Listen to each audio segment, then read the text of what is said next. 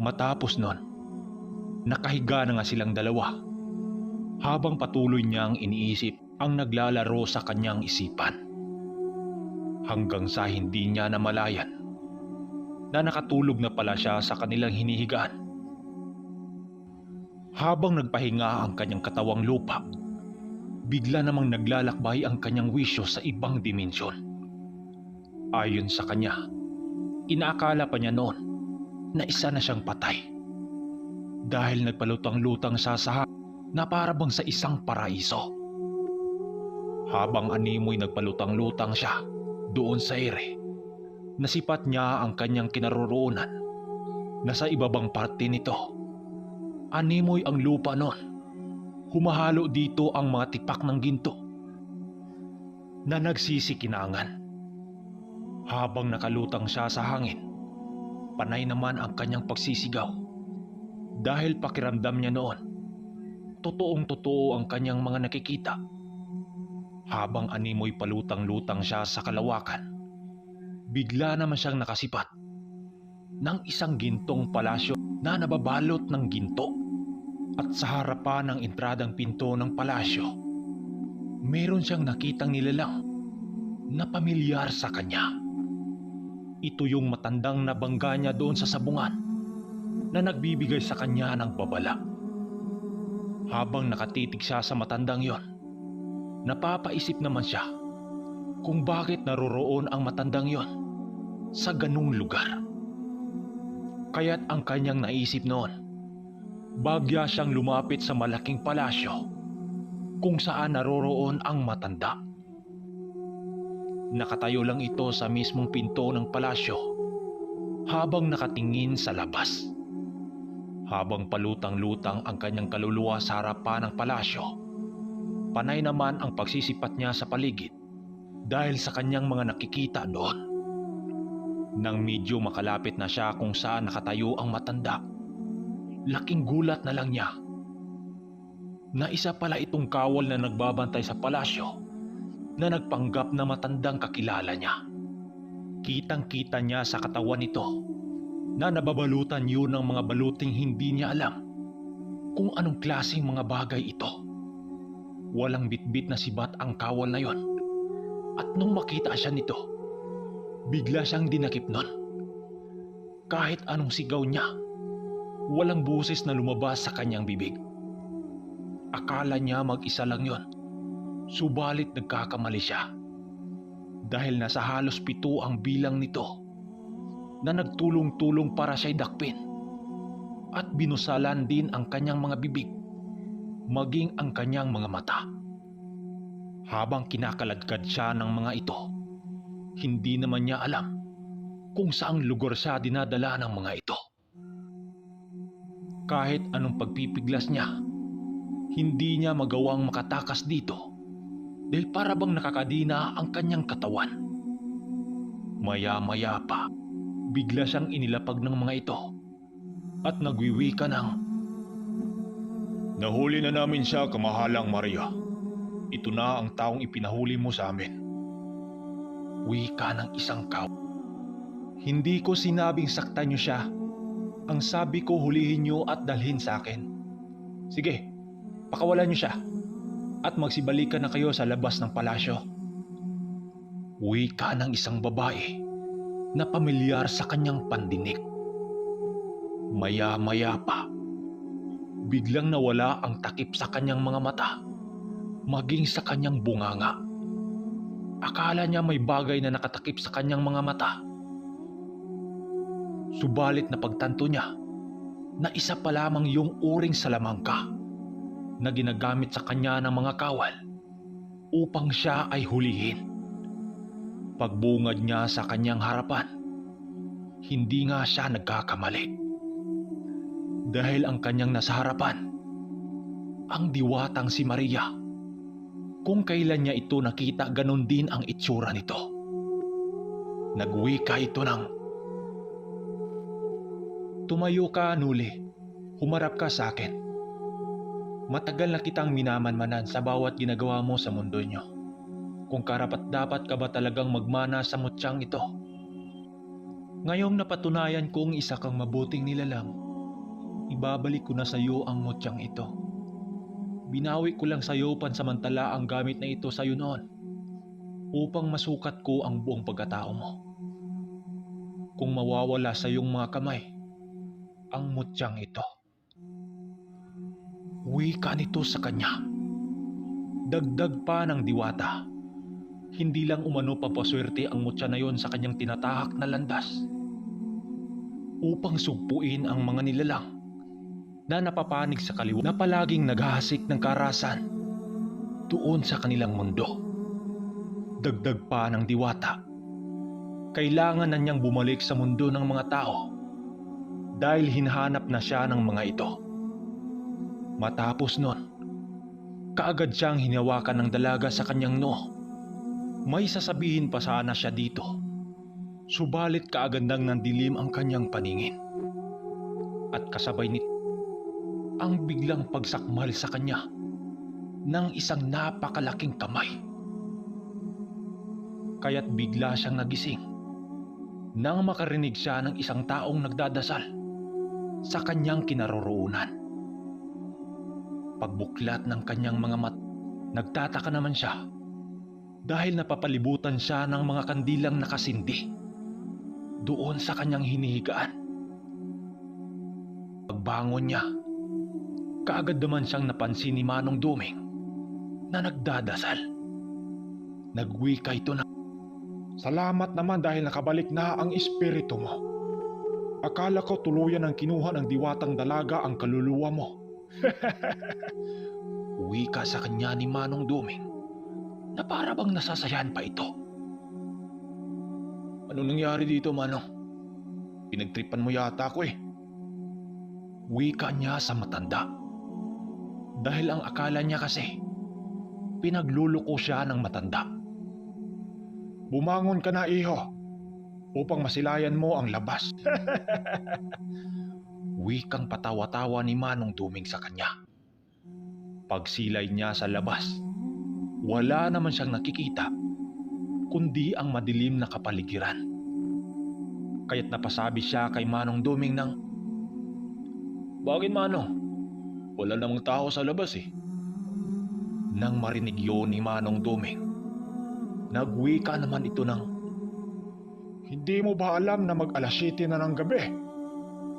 wika sa kanya ng matanda. Dahil sa kanyang nalalaman nang isinalaysay ng matanda ang nangyayari sa kanya noong buong araw na yon.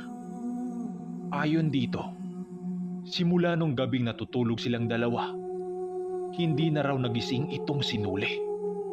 Akala pa ng matanda noon, patay na itong sinuli dahil hindi na ito nagigising pa.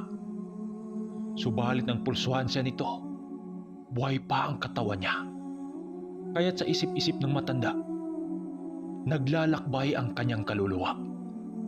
Kaya't imbis ipaalam ng matanda sa kanyang mga magulang ang nangyari sa kanya, minabuti na lang niyang gumawa ng ritual upang magabayan ang kaluluwa nitong naglalakbay sa kalawakan. Dahil delikado yon kung makita ng mga masasamang engkantong naglalakbay din at paglaruan ang kanyang kaluluwa. At hindi na maibalik kapag nangyari yon, habang buhay nang mamamatay itong katawan niya. Kaya't maghapong nagsindi ng kandilang puti ang matanda doon sa kanyang paligid bilang pahiwatig sa mga nilalang na ampun siya ng Panginoong Diyos. At kinahapunan ng araw na yon, nagising na itong sinuli.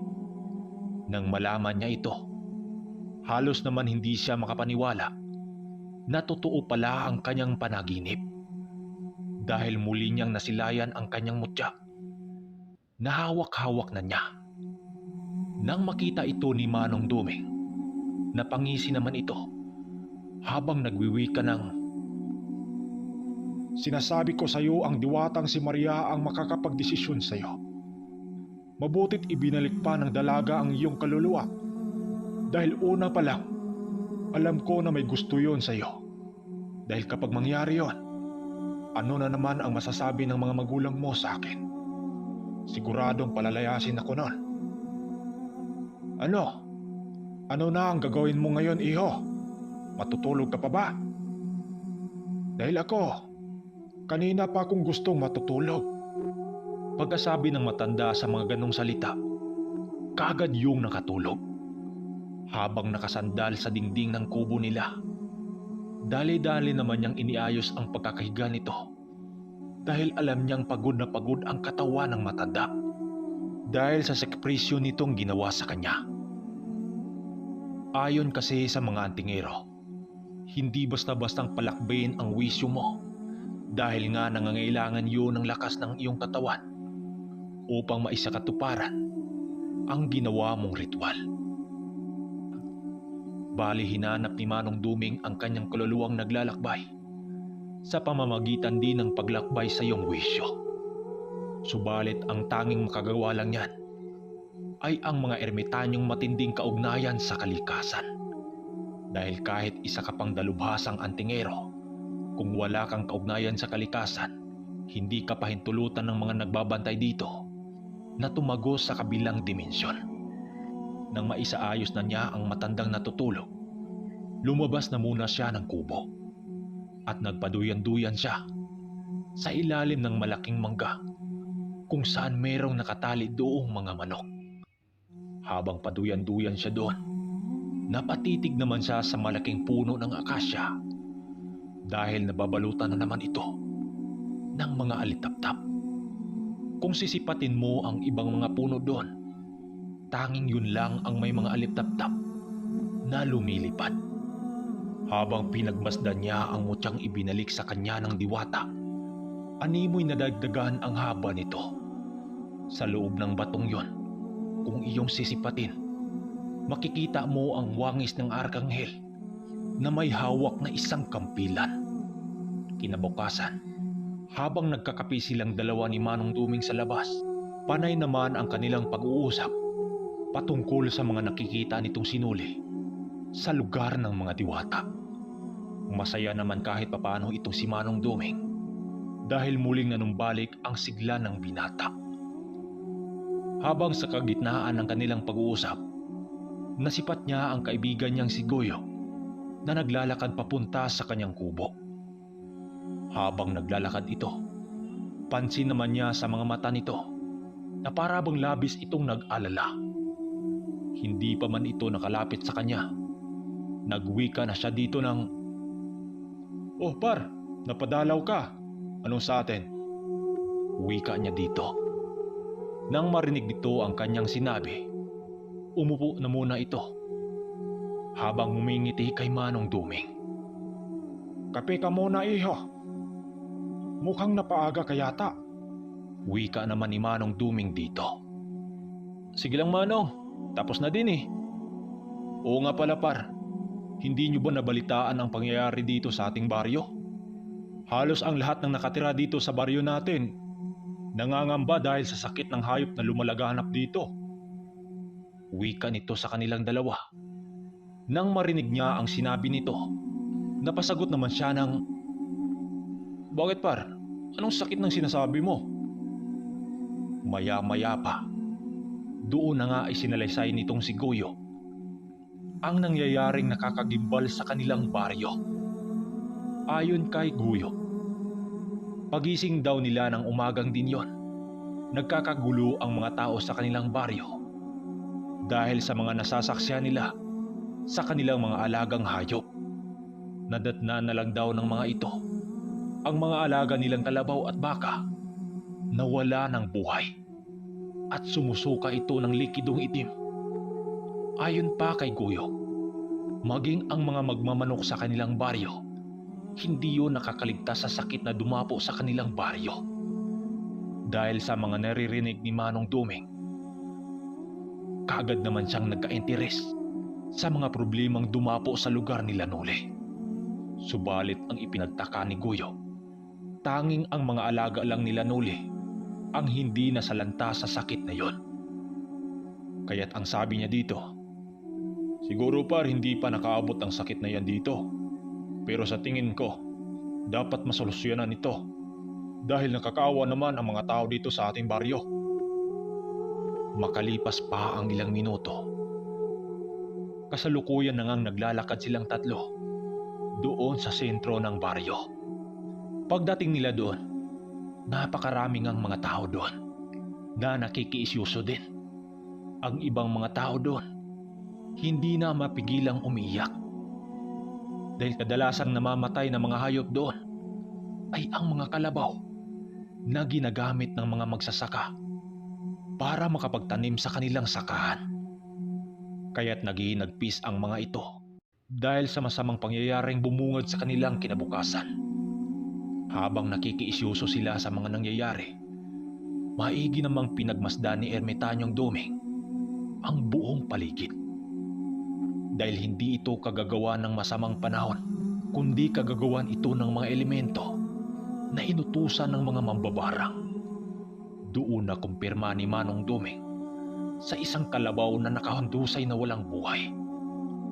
Ang mga tanim na barang sa mga hayop na yon, dahil latang-lata kasi ang mga dila nito at may gumagapang na mga insekto, kagaya ng isang alupihan, mga uod, kahit wala pang isang araw ang nakalipas. Habang pinagbasda ni Manong Duming ang ilog malapit sa mga patay na hayop, napag-isip-isip noon ni Manong Duming, hindi kaya'y mayroong mga nilalang na may galit sa baryong kanilang tinitirahan.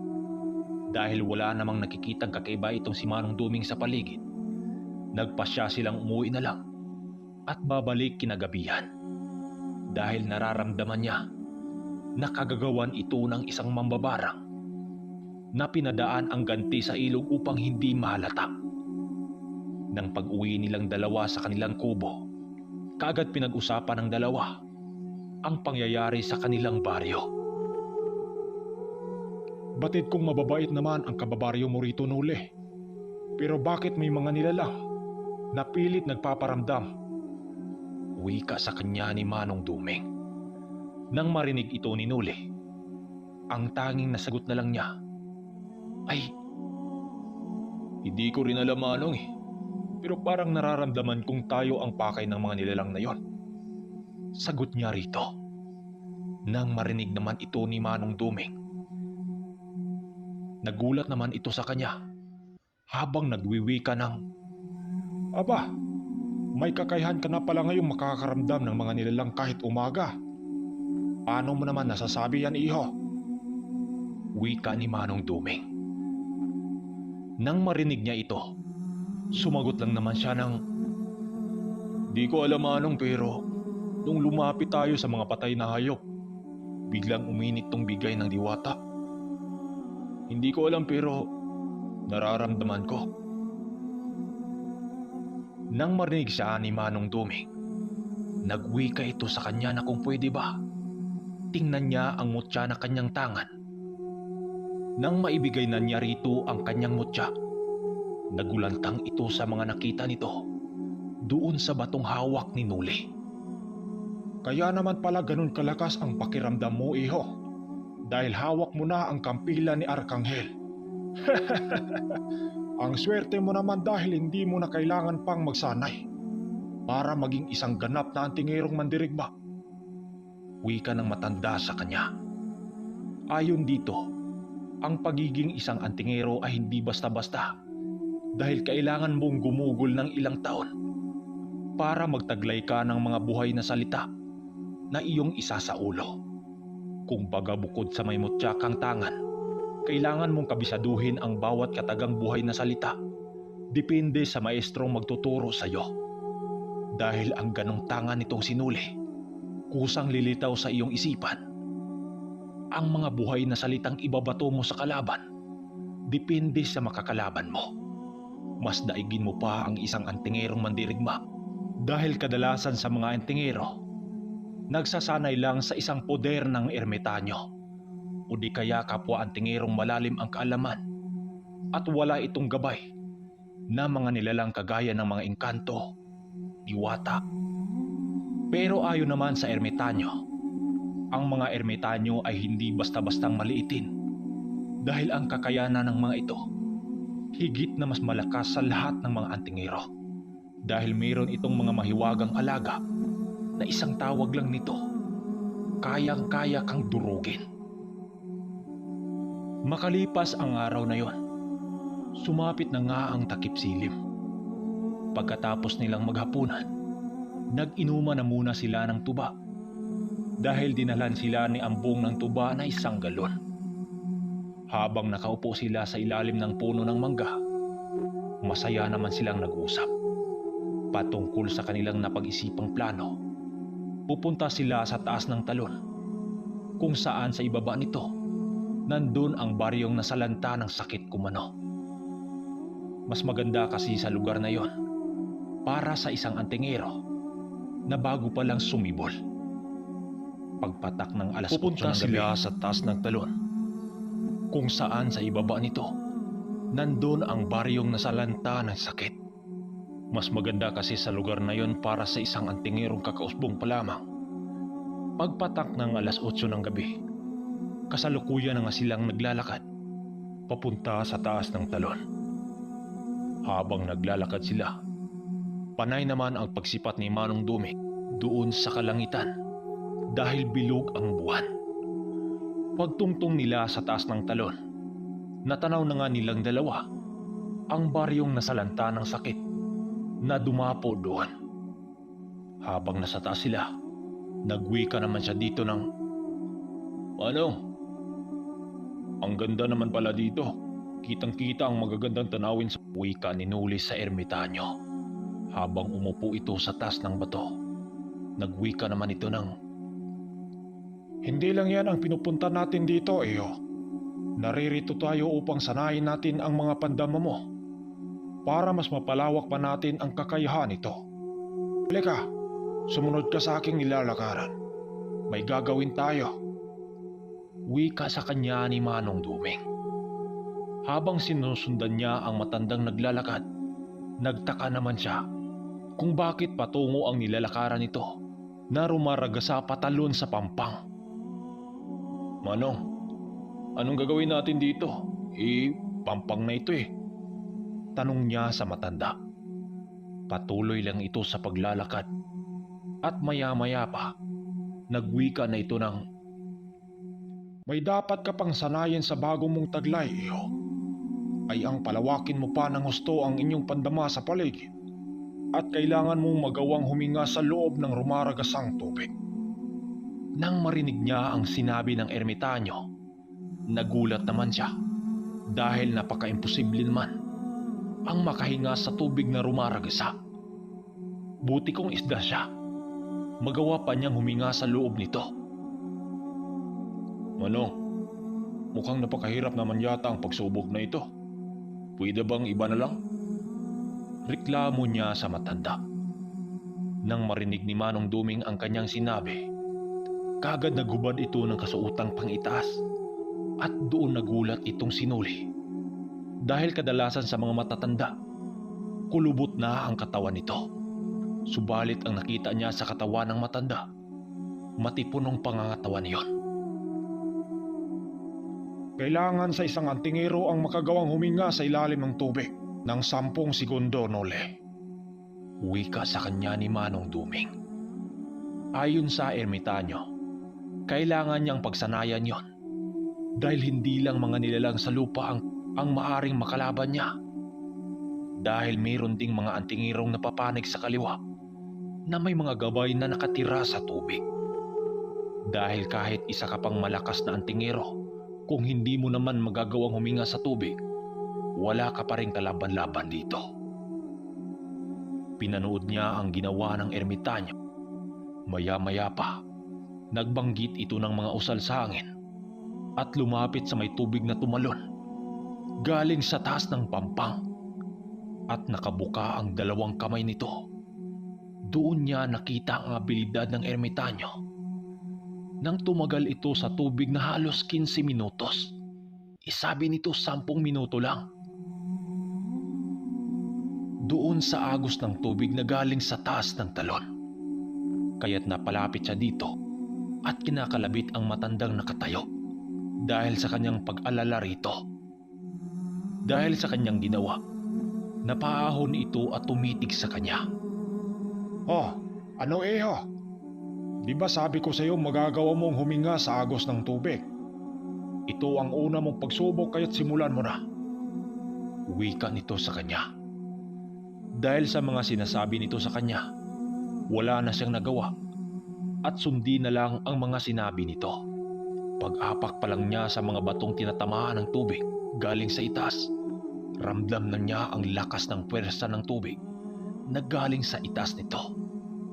Nang pagpasok niya sa tubig na rumaragasa, napaatras naman siya dahil pakiramdam niya parang tutuklapin ang balat sa kanyang muka, maging ang ano dahil sa lakas ng pwersang tubig na galing sa taas ng talon. Kung hindi pa siya pumikit ng napakahigpit, malamang luluwa iyong mata niya. Bukod pa doon, hindi mo rin magawang huminga dahil tubig nga yun eh. Kaya't napapaisip siya kung paanong tumagal doon ang ermitanyo. Paglingon niya sa matanda, nakaupo lang ito sa bato habang nananabako. Ano? Hindi ko kaya eh. Wika niya sa matanda. Subalit tiningnan lang siya nito habang walang imik. Habang sinusubukan niyang pumasok sa tubig na rumaragasa, may mga usal siyang nakikita na paulit-ulit na pumasok sa kanyang isipan. Kaya't nung naalala niya ang ginawa ng ermitanyo bago pumasok doon niya napagtanto na maaaring gumamit ng mga usal ang matanda upang magawa nitong sumalo sa tubig na galing sa taas. Maya-maya pa, naintindihan na niya ang mga usal na kusang tumatak sa kanyang isipan. At dali-dali niya itong binanggit. Maniwala man kayo o sa hindi. Nang binanggit niya ang mga katagang yon, biglang nawala ang kanyang pandin. Nang mapagtanto niya na maaaring napagana na niya ang mga usal, kaagad siyang pumasok sa isang tubig na rumaragasa galing sa taas nito. Doon siya nagulat nang wala siyang nararamdaman sa kanyang katawan at nagagawa niyang huminga doon. Ang pakiramdam din niya sa paligid nun, parang sakop na ng kanyang tinga ang buong kagubatan. Dahil sa lawak ng nasagap nitong ingay, maya-maya pa, bigla siyang napaahon sa tubig nang makarinig siya ng isang nilalang na para bang sumusuka ito. Nang makita siya ni Manong Duming na umahon, napangisi lang naman ito at nagwiwika ng, Sa wakas, natutunan mo rin ang pinakamahirap na pagsubok mo. Ngayon, humawak ka sa lupa at pakiramdaman mo ang buong paligid. Ito ang pangalawa mong pagsubok na uli na huwag matakot sa mga nilalang mong makikita. Wika sa kanya ni Manong Duming. Nang inilapat niya sa lupa ang dalawa niyang mga palad, naririnig na naman niya ang kanyang naririnig kaninang animoy sumusukang lasing. Nang maramdaman na niya ang tunog na yun na nanggaling sa babang parte ng talon, kaya't napadungaw siya doon at doon nga niya nakita ang tatlong nilalang na sumusuka sa isang ilog na nakakunikta sa ilog na kanilang barangay kung saan ang yayari ang pagkamatay ng mga hayop doon. Mano, nakikita ko na ang mga namimiriwisyo sa ating baryo. Nasa baba silang parte dito sa ating kinaroroonan. Wika niya sa matanda. Nang marinig ito ni Manong Duming, kaagad yung tumayo. Habang hit-hit nito ang bitbit nitong tabako. Ngayong napagana mo na ang iyong pandama, ilapat mo lang ang inyong mga kamay sa lupa kung may nais kang hanapin sa paligid. Ganyan lang ang dapat mong gawin. Matingnan nga ang sinasabi mong mga nilalang. Wika ng ermitanyo sa kanya. Pagtingin ni Manong Duming sa bandang ibaba, doon nga nakita nito ang sinabing mga nilalang ni Nuli. Sinasabi ko na nga ba, kagagawa ng mga sungaw ang sakit na dumapo sa baryong ito. Matapos nun, dahan-dahan naman silang lumapit sa tatlong sungaw na patuloy na nagpapakawala ng mga insekto sa ilog. Ang isa pa dito, sumusukayo ng likidong kulay berde sa ilog ng baryo. Nang makalapit na sila dito, nagwika naman si Manong Duming ng, Sinasabi ko na nga ba, kagagawan nyo ang mga pangyayari sa baryong ito. Ang lakas naman ng loob nyo para dumayo sa lugar na ito. Wika ni Manong Duming sa tatlong lalaking nakatalikod. Nang marinig nito ang kanyang mga sinasabi, bigla naman yung natagilan at humarap sa kanilang dalawa. Nagulat noon itong sinuli dahil sa mga mata nitong animoy mga bagang naglilisik. Sa wakas, lumabas ka rin sa lungga mo, tanda. Kung maaga lang sana kayong nakakaramdam sa amin, hindi na sana madamay pa ang mga kababaryo nyo. Alam nyong kayo ang pakay namin, kaya't kasalanan nyong dalawa ang pagkasandamatay ng mga hayop rito. Narito kami para ipagiganti ang aming kadugo na si Tasyo, na hanggang ngayon pinahirapan mo, Juan, dahil ipapalasap ko sa katawan mo ang galit naming nararamdaman. Nang marinig ito ni Manong Duming, kaagad nitong itinaas ang kanyang bakod at puder sa katawan dahil maaring may mga usal na ang mga ito sa paligid na kanina pa nitong pinapakawalan. Kasalanan din naman ni Tasyo ang pagkalumpo niya. Nararapat lang yun sa kanya na siya ay malumpo dahil isa siyang tampalasang nilalang sa kanilang kabab. Ha! At nakikialam ka naman, tanda, sabat pa ng mga sungaw. Nang marinig ni Nuli ang mga pambabastos nito sa kanyang maestro, hindi na siya nakapagpigil pa at nagsalita ng, Hoy! Huwag mong pagsalitaan ng gano'n ang maestro ko. Baka nakakalimutan mo. Nasa teritoryo ka namin. wika ni Nuli dito. Nang marinig ng tatlong nilalang ang kanyang sinabi, tumitig naman ang isa dito sa kanya habang dahan-dahan na lumapit sa kanyang tinatayuan. Habang ang dalawa pa nitong kasama, naghahanda yun para sugurin si Manong Duming. Habang ang kaharap noon ni Nuli, habang naglalakad ito, nagwika ito ng, Hindi ka pa ba nadadala? Ni hindi ka nga makapalag sa sabungan nung dinurog ko sa iyong harapan ang birtod mo. baka gusto mo yung ulo mo ang durugin ko? Ha? Paninindak ng isang sungaw sa kanya. Habang siya naman, patras siya ng patras. Dahil nasipat niya ang tanikalan nitong hawak na may mga tinik na kayang pumutol ng buto. Meron din yung likidong tumulo na alam niyang mapaminsala ito dahil isang asido ang pamatay nitong lason nang bigla siyang sakalin ng kaharap niya. At itinaas siya nito sa ere at ihinagis sa may gilid ng ilog. Subalit ganoon na lang ang kanyang pagkagulat dahil hindi man lang siya nakakaramdam ng sakit sa katawan sa kabila ng puro batuhan ang tumama sa kanya. Nang maitapon siya ng kanyang kaharap, nagwika naman ito sa kanya ng, Kung ayaw mong madamay, tumakbo ka na. Iiwan mo na itong maestro mong walang kwenta. Wala ka namang natutunan dito eh. wika nito sabay harap kay Manong Duming. Kaya't ang nangyari, maaring pagtulungan ng mga sungaw ang ermitanyo. Kaya't maigi siyang nag-isip upang makatulong man lang sa ermitanyo. Pakiramdam niya kasi malulugi ang kanyang maestro sa labanan na yon dahil tatlo ang kaharap nito. Bakit mo naman yun ginawa sa disipulo ko? Ha? Baka mamaya magsisisi ka. Wika ni Manong Duming sa mga kaharap nito. Tingnan mo nga, wala ngang nagawa ang disipulo mo. Dahil wala ka namang itinuro dyan, di ba? Ngayon, isusunod na kita, tanda. Wika nito sa ermitanyo habang sumusugod. At hawak-hawak nito ang tanikalang lumiliyab ng kulay berde. Ang dalawa pa nitong mga kasamang nanonood lang, nakangisi itong nakatitig sa duelo ng dalawa. Habang itong sinuli, nagmamasid lang siya sa paligid. Kitang-kita niya ang pagsugod ng kalaban kay Manong Duming.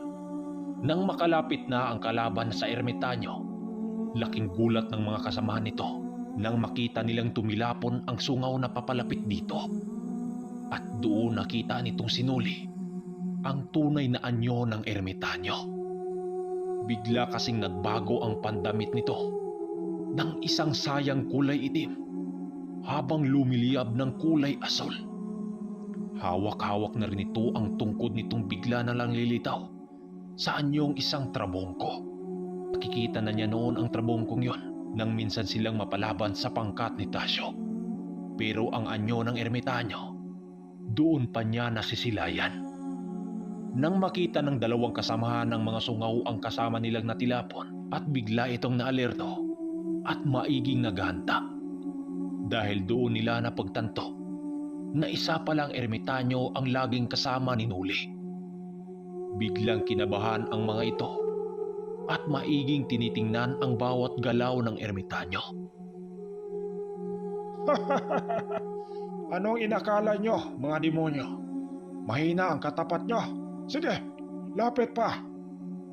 Wika nito sa mga sungaw.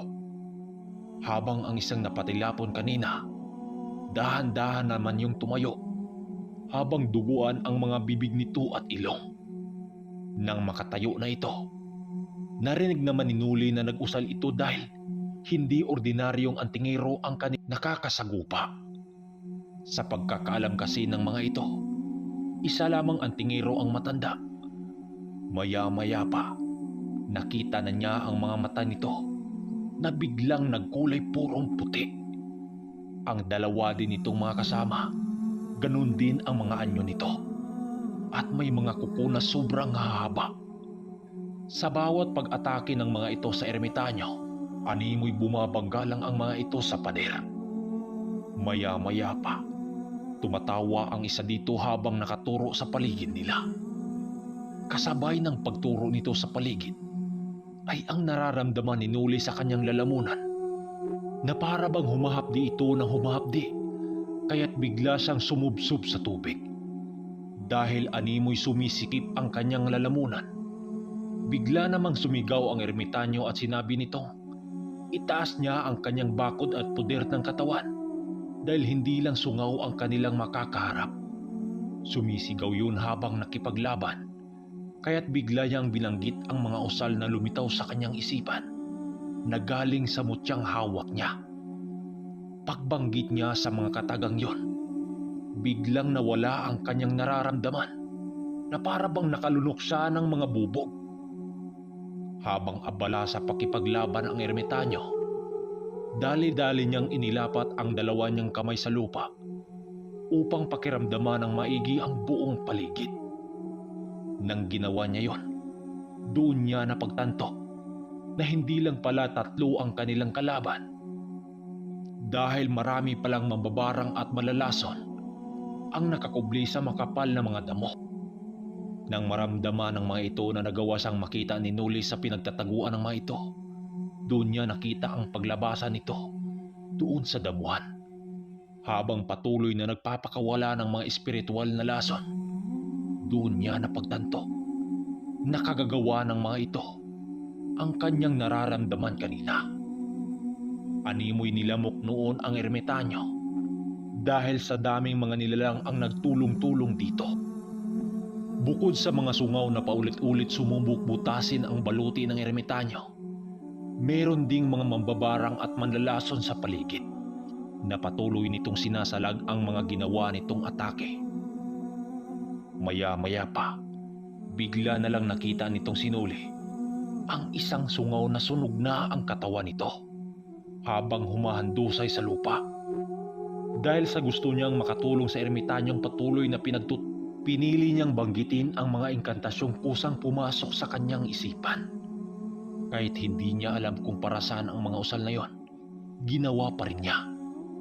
Habang binabanggit niya ang mga inkantasyon na yon, bigla namang natigilan ang lahat ng mga nilalang nakipaglaban sa ermitanyo nang masipat nila itong sinuli na hawak-hawak na nito ang kampila ni Arkanghel.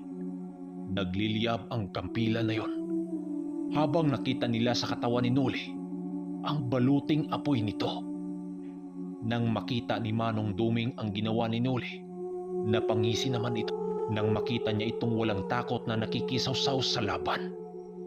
Pagtama ng kampilan na yun sa isang sungaw, bigla na lang yung nalusaw na para bang nadapuan yun ng apoy na galing sa bulkan. Nang makita yun ng isang sungaw na sumasakal sa kanya kanina, bahagya naman yung umatras dahil kapag tinamaan sila ng kampilan nitong nagliliyab, alam nila kung anong sasapitin nito. Bakit ang tapang-tapang mo kanina? Itinapon mo pa ako sa tabing ilog. Pero bakit ngayon? Takot na takot ka. Wika niya rito nang siyang napapansin naman ni Manong Duming na nag-iba na ang busis ni Noli. Dahil sa narinig ng nilalang, nagwika na, Teka! Di ko akalaing magagawa mo palang tawagin ang kampilang pagmamayari ng isang mataas na uring anghel. Bitawan mo yan. Bitawan ko rin itong tanikala ko. Lumaban ka ng patas. Wika ng isang sungaw sa kanya at itinapon nito ang sandata nito. Dahil sa mga sinabi nito, piniling itarak ni Noli ang kampilan sa lupa nang siyang dahilan sa pagkalanta ng mga damo doon. Huwag kang pagkakampante, Noli. Sigaw sa kanya ni Manong Duming. Ang akala ni Noli noon, talagang makipaglaban ang mga sungaw sa pamamagitan ng kamao. Subalit laking gulat nitong si Noli nang magkaharap na sila ng sungaw. Nang bigla nitong tinawag ang kanyang sandata na tanikalang may mga tinik at walang ano-ano, inihataw nito ang kanyang hawak doon sa kanyang liig. Akala ni Noli noon katapusan na niya, subalit laking gulat niya nang magapos na nito ang kanyang liig ay nalusaw ito sa kanyang balat. Nanlaki ang mga mata nito dahil biglang naagnas ang sandata niya.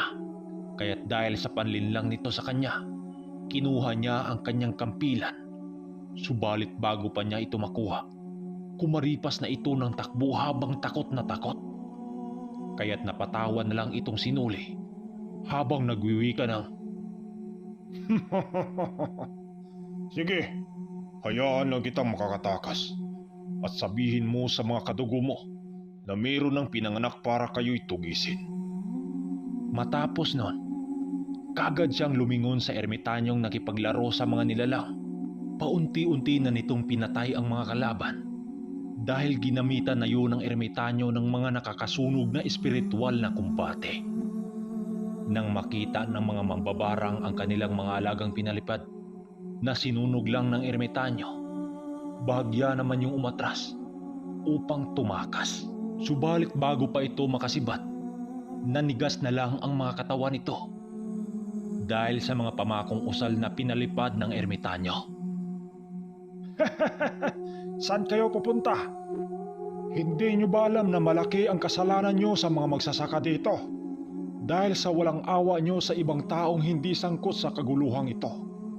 Tanggapin nyo ang ipapataw kong parusa sa inyo, demonyo. Wika ng ermitanyo sa mga barang na naninigas. Kaagad yung gumawa ng ritual nang siyang napapansin naman itong si Noli na may tinatawag ito.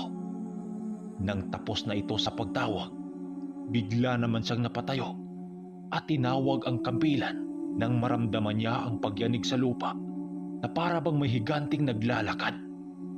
Ano? Ano yung naglalakad? Gulat niyang wika dito. Shh! Kalma ka lang, iyo. Yung alaga ko naririto na upang kunin ang mga demonyong ito. Wika sa kanya ng matanda. Maya-maya pa, nagulantang naman itong si Noli nang makita niya ang mga galamay ng isang dambuhalang gagamba na bigla na lang dinampot ang mga katawan ng mga nilalang na kanilang pinaslang. Maya-maya pa, nararamdaman na naman nila ang pagyanig ng lupa habang papalayo ito ng papalayo papunta sa bundok. Matapos nun, inaya na siya ni Manong Duming na umuwi na dahil madaling araw na. Habang sila'y naglalakad pabalik ng baryo, panay naman ang pag-usap nilang dalawa dahil sa hindi kasi lubusang akalain ni Noli na magawa niyang tawagin ang sandata na yon ni Arkanghel. Ang tanging nasabi na lang ni Manong Dugong, masasanay na siya sa kanyang sarili dahil isa na siyang dalubhasang antingero. Pagkarating nila sa kubo, agad naman silang nakatulog dahil sa pagod ng kanilang katawan.